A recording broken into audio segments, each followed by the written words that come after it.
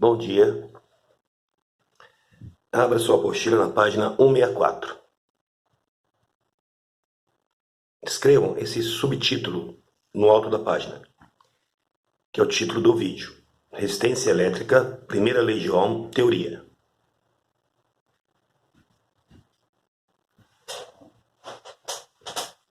Muito bem. Quem foi Ohm? Na realidade foi Sigmund Ohm. Foi um alemão que efetuou muitos estudos relacionando a DDPU, a intensidade da corrente elétrica I, quando esta circulava através de um condutor elétrico.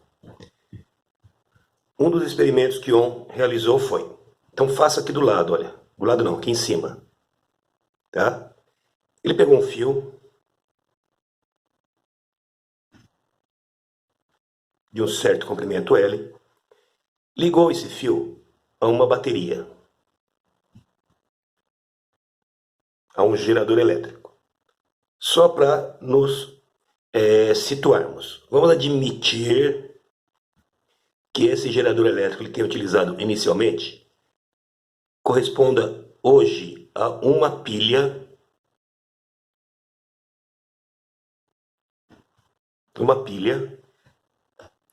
daquelas média. Então, essa uma pilha, ela fornece uma DDP-U. Aí ele pegou um aparelho chamado amperímetro e mediu a corrente elétrica que estava circulando aqui no fio, a intensidade da corrente elétrica I. E encontrou um valor, vamos chamar de I.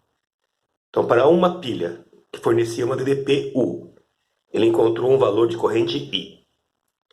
Em seguida, ele manteve o condutor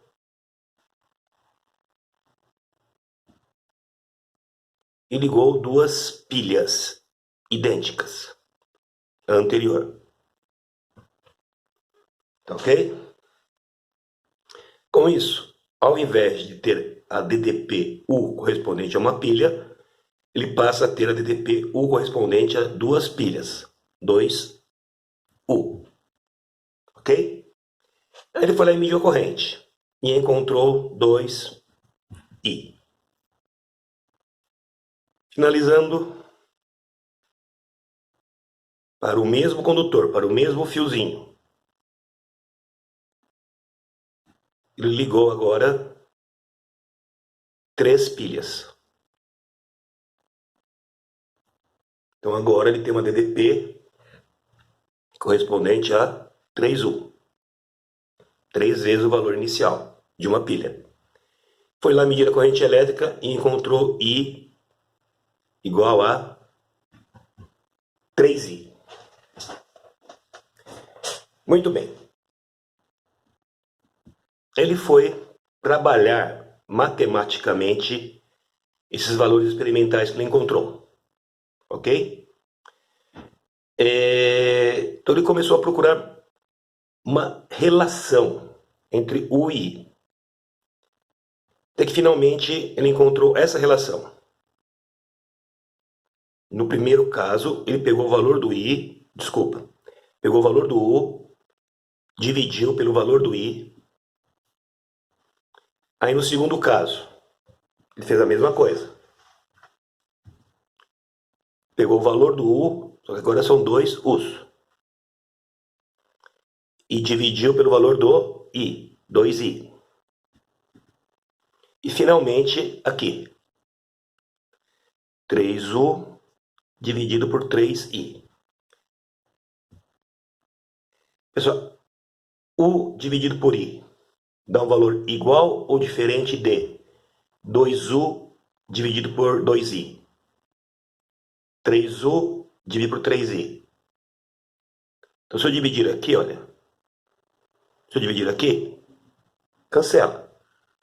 Então, ele encontrava sempre o mesmo valor quando ele fazia a conta da DDP aplicada pela corrente que circulava. Então, qual é a conclusão que ele chegou? para um mesmo condutor, a relação U dividido por I é igual a constante. Igual a constante. Ok? Então ele chegou nessa relação. Então, generalizando, U dividido por I é igual a uma constante. A partir daqui ele foi procurar a origem dessa constante. Que é essa constante? Então ele verificou o seguinte, que esta constante representava a dificuldade que o condutor oferece ao deslocamento dos elétrons livres. Isto é, venho aqui embaixo, olha. Eu tenho aqui um condutor. Nós temos aqui as moléculas e os átomos que formam esse condutor. E elas se movimentam aleatoriamente. Isto é, em várias direções. Correto? O que é a corrente elétrica aí? São aqueles elétrons livres em movimento. Então os elétrons livres precisam atravessar esse condutor.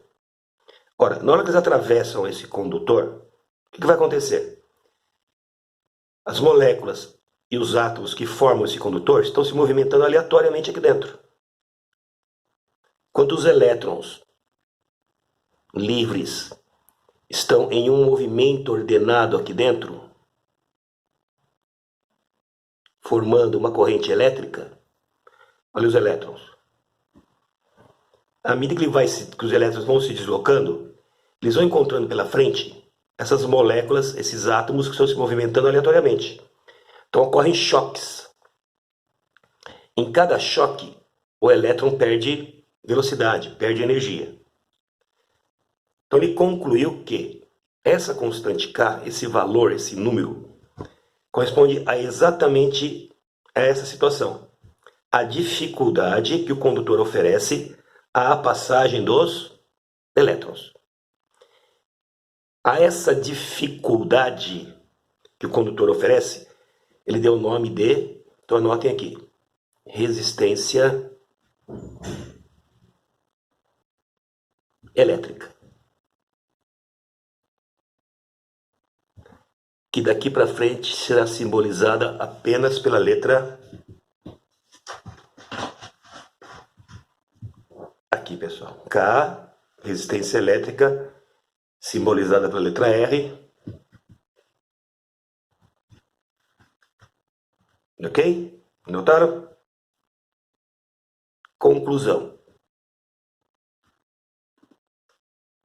A razão U por I para um mesmo condutor fornece o valor da resistência que este condutor oferece à passagem dos elétrons livres. Então anota aqui do lado.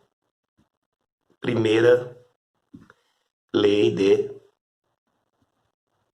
Ohm. Então olha só.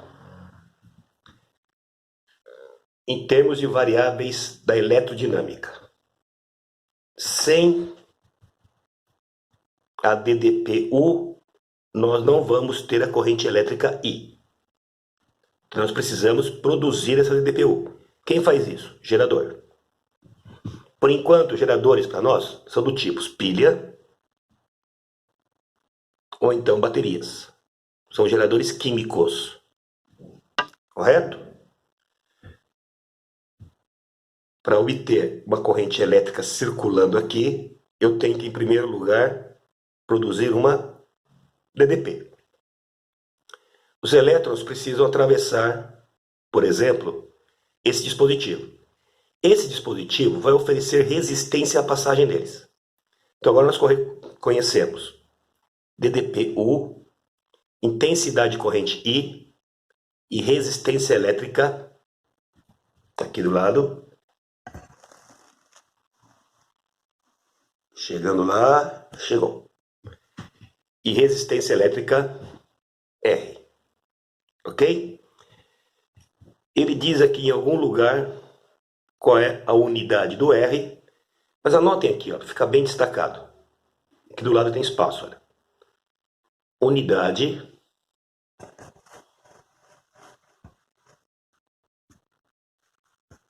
só estou enquadrando aqui. Unidade de R, resistência, no SI. Então, para homenagear o cientista que chegou a essa conclusão, a unidade de R no SI é o ohm. A letra que vai simbolizar ohm é uma letra do alfabeto grego. Essa daqui, olha. Ômega. Alguns alunos chamam isso daqui de casinha de rato. Parece uma casinha de rato? Eu acho que parece uma ferradurinha. Mas é o ômega do alfabeto grego. Então vejam bem, daqui para frente não pode mais restar dúvidas com relação às unidades das variáveis elétricas na eletrodinâmica. Intensidade de corrente elétrica. Qual é a unidade dela? Ampere, símbolo A. DDPU. Qual é a unidade? Volts, V. E agora resistência elétrica, Ohm. Pessoal, eu acho que não falei a origem da unidade de DDP no SI, volts. Volts em homenagem a Alessandro Volta, um italiano. Foi ele que conseguiu construir a primeira pilha. Então o Alessandro Volta, ele construiu o primeiro gerador de DDP, no caso uma pilha. Ok?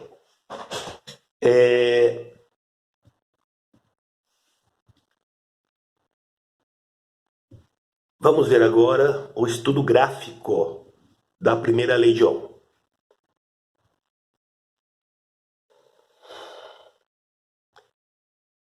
Um gráfico da DDP, então vem aqui do lado. U em função da corrente, vem aqui do lado. I. Pessoal, se vamos construir o gráfico, então volta aqui, olha. Para definir esse ponto, é um valor do U e um valor do I. Para definir esse ponto, o valor do U e o valor do I. Para definir esse ponto, o valor do U e o valor do I. Então, para uma DDP U, vamos ter esse ponto correspondente a I. Para uma DDP 2U, vamos ter esse ponto correspondente a 2I. Se eu tivesse aqui 3U, eu encontraria esse ponto correspondente a essa DDP 3I. Então, o gráfico de U em função do I, quando R é constante, é uma reta. Quando o gráfico da DDPU em função da corrente I for uma reta, ele está me dizendo o seguinte, que o condutor elétrico que foi utilizado para fazer as medidas da DDPU e da corrente I, ele é um condutor ômico. Então escrevo aqui do lado. Condutor ômico. O que é um condutor ômico? Isto é, obedece à primeira lei de Ohm. E o que diz a primeira lei de Ohm? Para um determinado condutor, a razão U sobre I é constante e representa a resistência que aquele condutor oferece à passagem dos elétrons livres. Muito bem. Aqui na eletrodinâmica, nós já tínhamos visto uma lei. Eu escrevo aqui do lado. Qual lei? P, potência, é igual a U vezes I. E agora temos mais uma lei relacionada com a eletrodinâmica. Resistência é igual a U sobre I. Com essas duas leis, com essas duas relações, nós conseguimos resolver a grande maioria dos problemas envolvendo resistência, DDP, corrente elétrica e potência, que são as 4 principais variáveis da eletrodinâmica. Bem, vamos agora até a página 167. Então, localizem a página 167. Muito bem. Dando continuidade aos seus experimentos, Ohm chegou a uma segunda lei. Então anotem aqui, anotem não, já está anotado aqui. Coloque um destaque seu. Segunda lei de Ohm. O que o Ohm fez? A partir de então, ele foi estudar a dependência da resistência R em função das propriedades físico-químicas da substância que formava o condutor. Então, em primeiro lugar, o que ele fez? Imagine um fiozinho de cobre. Ok? Um condutor de cobre. Então, ele pegou um condutor de cobre. Então, aqui, pessoal, cobre. De comprimento L. Ok? De diâmetro X. Mediu a resistência desse pedacinho de cobre. Então ele encontrou aqui uma resistência, vamos dizer, R1. Tá ok? Ele pegou um outro pedaço do mesmo fio de cobre, isto é, com o mesmo diâmetro, só que com o dobro de comprimento em relação ao anterior. 2L. Na hora que ele foi medir a corrente, pessoal, isso aqui continua sendo cobre. Desculpa, na hora que ele foi medir a resistência, ele mediu uma resistência maior do que tinha anteriormente ou menor? Pela lógica, maior. Tá certo? Quantas vezes maior? Quando ele mediu a resistência desse fio de cobre, ele encontrou um valor 2 vezes maior do que o anterior. Por que a resistência aumenta quando eu aumento o comprimento do condutor? Pessoal, imagina só. Olha o condutor aqui. Se ele tiver só esse pedacinho aqui de comprimento, os elétrons percorrem só essa distância. Se eu dobrar, eles vão ter que percorrer uma distância maior. Com isso, a possibilidade dos elétrons que formam a corrente elétrica se chocarem com os átomos e moléculas que estão se movimentando aleatoriamente aqui dentro, vai aumentando. Então, quanto maior o comprimento, maior vai ser o número de choques que os elétrons livres que formam aqui a corrente, olha, sofrem com relação às partículas, às moléculas, aos átomos que formam o condutor. Então, a qual conclusão ele chegou aqui? Que a resistência R é diretamente proporcional ao comprimento. Essa letra grega agora, que corresponde a qual letra grega esse sinal aqui? Alfa, não é isso? Esse alfa aqui, nesse momento, está significando proporcional. Então ele está dizendo que R é proporcional a L, ok? Melhor ainda, R é diretamente proporcional a L. Se o L aumenta, R aumenta. Guarda isso daqui.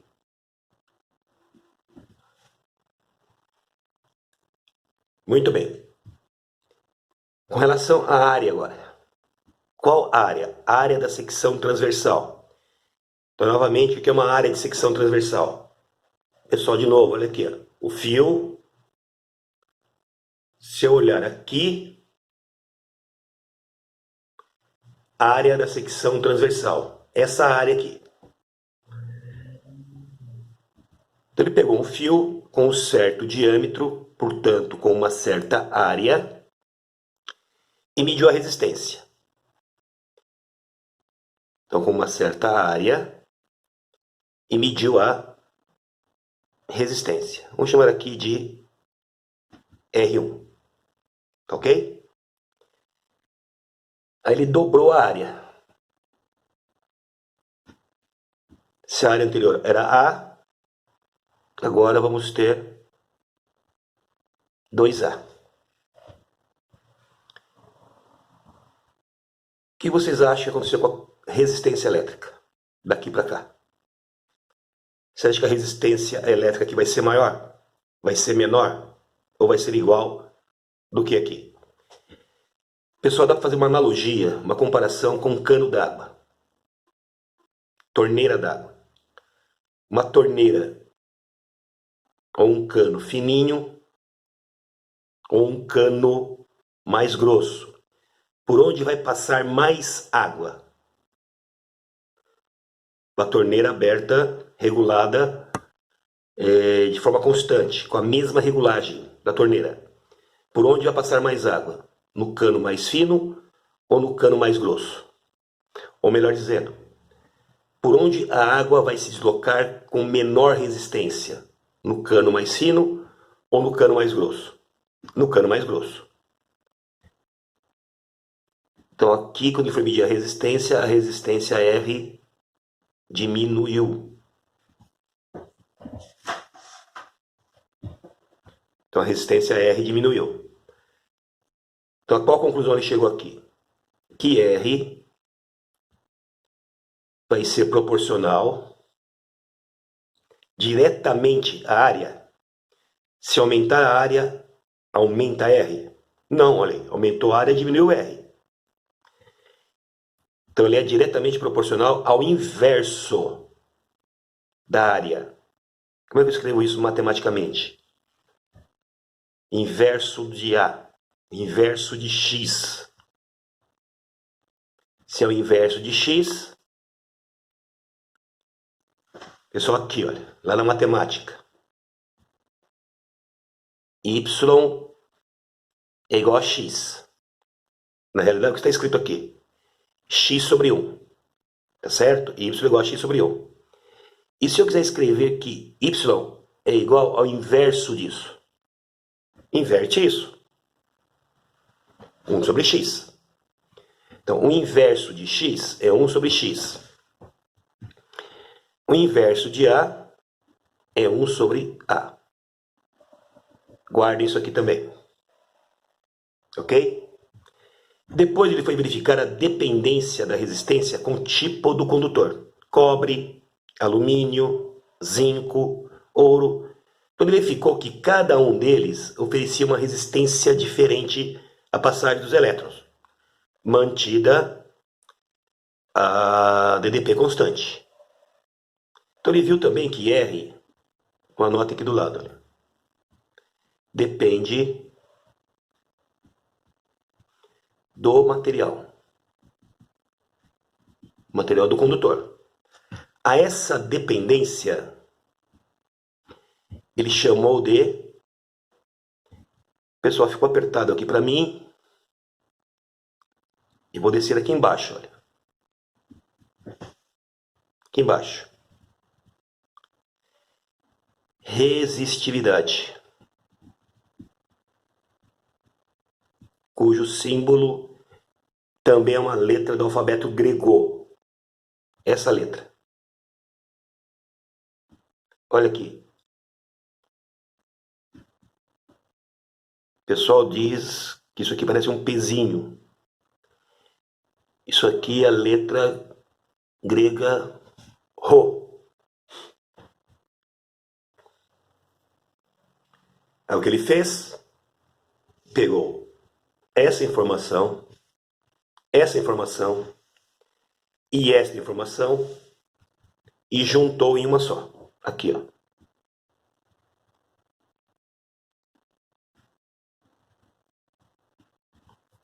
Segunda lei de Ohm.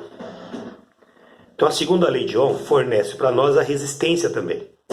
Só que aqui em função das propriedades físico-químicas. Primeira lei de Ohm. R igual a U sobre I. Anota aqui do lado. Fornece o valor da resistência também.